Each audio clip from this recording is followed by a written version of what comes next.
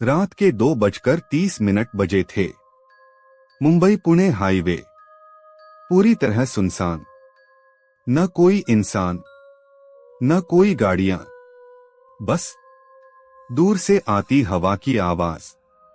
लेकिन उस रात एक रिक्शा वाला, जिसे लगा था कि वो बस घर जा रहा है, वो कभी घर पहुंच ही नहीं पाया। राजू पिछले 4 से 5 सालों से रात में रिक्शा चला रहा था। उसे आदत थी खाली सड़कों की, अंधेरे की। लेकिन उस रात कुछ अलग था। सड़क कुछ ज्यादा ही शांत थी। इतनी शांत कि अपनी सांसों की आवाज भी तेज लग रही थी। राजू ने रेडियो चालू करने की कोशिश की, लेकिन रेडियो अपने आप बंद हो गया।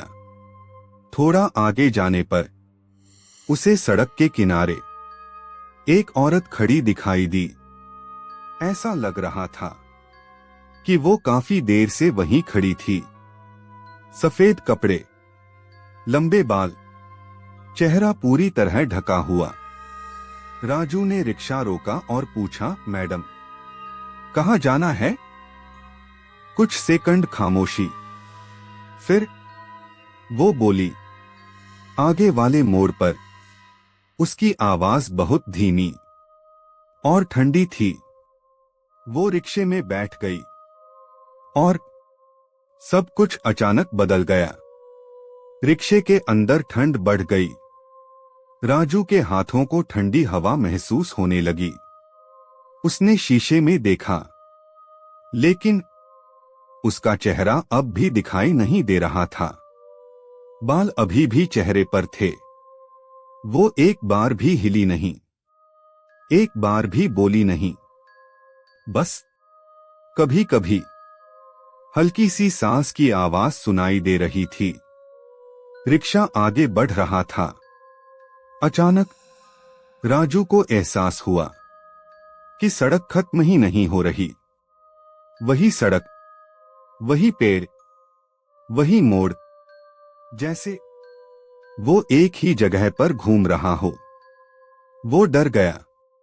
मैडम, क्या हम पहुंच गए? वो धीरे से बोली, अभी नहीं। कुछ देर बाद उस औरत ने एक जगह रिक्शा रुकवाया। वहां आसपास कोई बस्ती नहीं थी।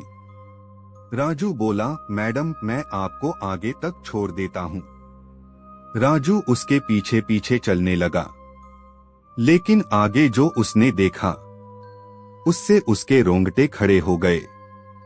उसके पैर उल्टे थे, पूरी तरह उल्टे। नाखून लंबे और डरावने, जैसे वो इंसान ही नहीं थी। राजू की आंखों में डर भर गया। वो भागकर वापस रिक्शे की तरफ गया और तेजी से रिक्शा भगाने लगा। उसने शीशे में देखा, अब वो औरत वहां नहीं थी। राजू ने राहत की सांस ली, लेकिन अचानक उसे पीछे से आवाज आई, कहां जा रहे हो? वो धीरे से शीशे में देखता है और वो औरत रिक्शे के पीछे दौड़ रही थी, असामान्य तेजी से। उसके बाल हवा में उड़ रहे थे, चेहरा विकृत, आंखें पूरी सफेद। राजू डर के मारे रिक्शा रोक देता है, पीछे देखता है, कोई नहीं। वो कांपते हुए फिर से रिक्शा चालू करता है, धीरे से शीशे में देखता है और वो फिर से पीछे बैठी होती है। इस बार उसका चेहरा साफ दिखाई देता है। फटा हुआ मुंह, सफेद आंखें, शरीर पर घाव और एक डरावनी मुस्कान। वो कहती है, मैं उतरी ही नहीं। राजू चीख पड़ता है। रिक्शा बेकाबू हो जाता है। सामने से एक ट्रक आता है और जोरदार टक्कर हो जाती है।